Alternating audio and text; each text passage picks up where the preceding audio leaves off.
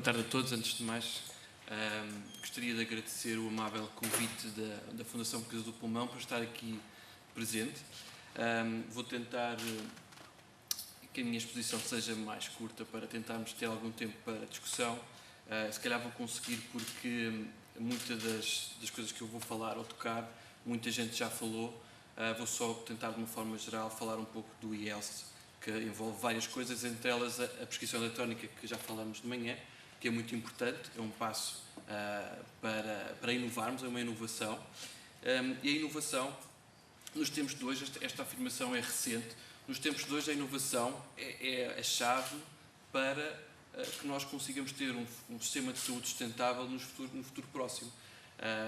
Porque os tempos são difíceis e há que criar soluções inovadoras e ao mesmo tempo sustentáveis. Já há algum tempo foi feito um plano tecnológico em Portugal que também estava assente em três eixos. Um deles é a inovação. A inovação, que é a adaptação de novos processos, de novas formas de organização e de serviços. E lá está, o e-health também havia uma das diretrizes envolvia a saúde, nomeadamente com projetos de telesaúde, que eu à frente já mostro. Entretanto, de uma forma geral, o e-health corresponde a serviços que nós disponibilizamos aos doentes, aos profissionais de saúde, aos cuidadores, de forma a prestar serviços de saúde à distância, ou não, mas de alguma forma tornar o setor da saúde mais eficiente. Eu vou-me focar mais na monitorização dos doentes, a monitorização remota, porque é aquela que eu acho que, além da prescrição eletrónica, dos programas de gestão de doença crónica, é um que podemos, e que há já alguns estudos feitos na área, podemos avançar, por exemplo, para a DPOC e para as doenças neuromusculares que foram aqui faladas. Dentro do e-health existe a telemedicina, e dentro da telemedicina existem três grandes grupos, nomeadamente a telemonitorização, a professora Anabela falou e deu alguns exemplos, o telediagnóstico já é feito, eu penso que no pediátrico de Coimbra, com a telecardiologia, no Alentejo é feito também a teleradiologia nos centros de saúde, e temos o exemplo português, não se consegue ver muito bem, mas o Saúde 24 também é um serviço de e-health, nomeadamente a teleassistência e a teleconsulta à distância. Claro que isto não é uma coisa recente. Nós hoje já temos nome para as coisas, conseguimos definir as coisas e dar-lhes um nome, mas se nós formos olhar para trás, o curandeiro em África, há muitos anos atrás, quando um familiar estava doente, em uma situação aguda, ele recorria a um curandeiro, o curandeiro dava-lhe diretrizes, ele voltava e à distância fazia uma recomendação terapêutica. Portanto, no fundo, isto acaba sendo o início da telemedicina. Mais tarde, durante as guerras, os médicos, muitas vezes havia médicos nos exércitos, mas muitas vezes à distância tinha-se que dar uma recomendação e usava-se os mensageiros. Portanto, mais uma vez aconselhar e disponibilizar, que hoje chama-se telecare ou telehealth, já acontecia durante as guerras. E depois foram surgindo as cartas, telegramas, telefones, comunicações cada vez mais rápidas, que até foram evoluindo e permitiram a segunda opinião médica, a troca de informações entre profissionais de saúde, e foi evoluindo para o que nós hoje temos. Ou seja, o e-health, ou e-saúde, vamos usar o termo português, o e-saúde é um termo abrangente que derivou da telemedicina. Depois foram aparecendo outras coisas, como é o caso da prescrição eletrónica, ou como é o caso da teleconsulta. Não perdendo mais tempo, recentemente também, em abril, saiu um relatório da União Europeia que foi dividido em três fases, e esta é a última fase deste benchmarking em que analisou o estado do e-health nos países da União Europeia. Nomeadamente a Portugal, e em termos de telemonitorização nos hospitais, ou seja, doentes ao hospital e depois é prescrito a telemonitorização. Se nós formos olhar para Portugal, não se consegue ver muito bem, mas só 5% é que faz algum tipo de telemonitorização. Portanto, estamos muito abaixo do que países como, por exemplo, a Suécia, ou a Dinamarca, ou o Reino Unido, porque o Reino Unido também é um bom exemplo. Eu pus aquela frase no início de um diretor para a eficiência do Sistema Nacional de Saúde no Reino Unido. Porquê? Porque o Reino Unido, nos últimos anos, financiou projetos piloto nestas áreas para tirar algumas conclusões sobre o telehealth ou telesaúde. Como tiveram bons resultados em termos de custos, ou seja, a análise de custo-benefício teve bons resultados, hoje, quase todas as semanas, saem localmente concursos para prestação de telehealth em pequenas comunidades. Portanto, eles procuraram evidência e viram que tiveram bons resultados e avançaram com isso. Voltando um pouco aqui à monitorização na União Europeia, o tipo mais utilizado é os dispositivos automáticos que recolhem dados dos doentes. O segundo grupo é aquele em que o doente tira a sua saturação, por exemplo, e coloca no equipamento e envia. O primeiro, ao contrário, é automático, ou seja, automaticamente o doente coloca o sensor e é enviado para o médico ou para a equipa que o assiste. Em termos de programa de gestão da doença crónica ou autogestão, mas apoiado por processos eletrónicos, a doença pulmonar obstrutiva crónica aparece aqui em terceiro lugar, portanto é uma doença com alguma relevância que já vai ter alguns programas na União Europeia. Voltando agora e especificando para as doenças crónicas, nós sabemos que em 2020 cerca de 60% das doenças serão as doenças que vão requerer tratamento. E muitas vezes, como já foi dito hoje de manhã, um doente crónico às vezes tem diabetes, um doente com DPOC tem diabetes, tem insuficiência cardíaca, portanto, tem outras doenças crónicas. Na maioria são doentes idosos, são doentes que é uma faixa etária que está em rápido crescimento, consomem grandes quantidades de recursos de saúde, têm elevadas taxas de hospitalização e a hospitalização muitas vezes a duração é grande e com um elevado grau de dependência. Alguns estudos sugerem que nestas patologias crónicas a identificação precoce das exacerbações pode reduzir o número de hospitalizações e melhorar a qualidade de vida. Um statement da ATS sobre o home care diz que os cuidados domiciliares devem se focalizar numa perspectiva centrada no doente, na sua satisfação e também na sua família e cuidadores. E com isto conseguem reduzir complicações para evitar a hospitalização, manter um nível aceitável de qualidade de vida e permitir uma morte digna e confortável. Eu penso que o e-health, ou a telemetrização, pode intervir nestas recomendações no primeiro ponto. No primeiro e no segundo. No primeiro, que reduz as hospitalizações e, de alguma forma, também melhora a qualidade de vida do doente e dos seus cuidadores e familiares. O que é que nós hoje temos? Já a professora Anabela Pinto já mostrou algumas coisas. Biosensores, existem um vasto leque. Aquilo que nós quisermos analisar é possível. Existe também investigação portuguesa nesta área, em termos de engenharia, portanto, há pessoas que trabalham para isto, portugueses, que vale a pena investir e não ir buscar lá fora. É importante também para a nossa economia. Nós queremos medir a frequência respiratória, existe tecnologia para isso, à distância, em tempo real, ou ser enviado a posteriori. Portanto, a tecnologia existe e é fácil de implementar. Porquê que isto é possível? Porquê que o e-health é possível? Porquê que a telemetrização é possível? É possível porque estes sensores são cada vez menores e melhores, a qualidade melhorou, são portáteis, nós temos comunicação móvel em quase todo o país, os últimos dados da Anacom dizem que pelo menos a 100% do país tem acesso à rede GSM, não tem acesso à rede 3G, mas GSM já é muito melhor, por exemplo, do que a rede de telefone fixa. Temos as comunicações de banda wireless, já vão havendo cidades que têm wireless na rua, portanto daqui a uns anos vamos ter wireless em vários locais, e os sistemas são cada vez mais user-friendly. Existem sistemas em que o doente só tem que ou colocar o dedo no sensor ou carregar só apenas num botão, portanto não é difícil de utilizar esta tecnologia. E estes fatores fazem com que qualquer investigador, qualquer hospital possa de alguma forma e rapidamente implementar um programa de telemetrização. E existem até já alguns estudos publicados nesta área. E aqui também um pouco de acordo com o que a professora Anabela disse, as amostras são pequenas, portanto é preciso ter trabalhos com amostras de maior dimensão, mas este exemplo do Dr. Vitaca, que é de Itália, foi feito com 240 doentes com várias patologias, em que a patologia mais prevalente era a DPOC, era cerca de 56%, havia doenças neuromusculares também. Mas este centro de eles têm mesmo um centro de telecare, de teleassistência, que já funciona desde 1995. Este estudo é de 2009 e o objetivo do estudo era avaliar se havia redução do número de hospitalizações através de um programa de teleassistência 24 horas, com um enfermeiro e com um pneumologista a apoiar e através da monitorização remota da oximetria percutânea.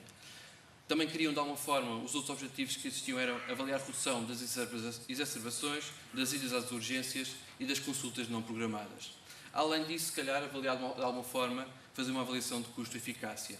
O que eles conseguiram concluir é que é efetivo em reduzir todas aquelas premissas que eles tinham inicialmente, pode ser custo-efetiva, e que o grupo que mais beneficiou desta telemonitorização foi a DPOC. E só para chamar a atenção, eles conseguiram, com estes estudos desde 95, isto é um hospital, conseguiu comprovar à sua administração local que aquilo reduzia custos. Como conseguiram reduzir custos, eles conseguiram criar programas de 6 meses e neste momento são reembolsados pela administração regional deles por este serviço. Portanto, eles primeiro tiveram que investigar, fazer muitos estudos, comprovar e depois conseguiram ter reembolso destes sistemas. Claro que se são 6 meses, são 3 meses, se é um ano, se é para o resto da vida, isso depois cabe a cada... E o que é muito importante na telemedicina é saber escolher o grupo-alvo, ou com quem é que vamos trabalhar, com quem é que vamos fazer esta telemonitorização, que grupo de doentes.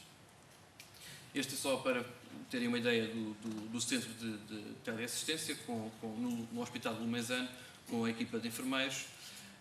Basicamente, o protocolo é um doente apresenta os sintomas, liga para um call center, o call center analisa a situação, como se fosse o Saúde 24, e passa para o enfermeiro se for necessário. O enfermeiro depois volta a contactar o doente, pede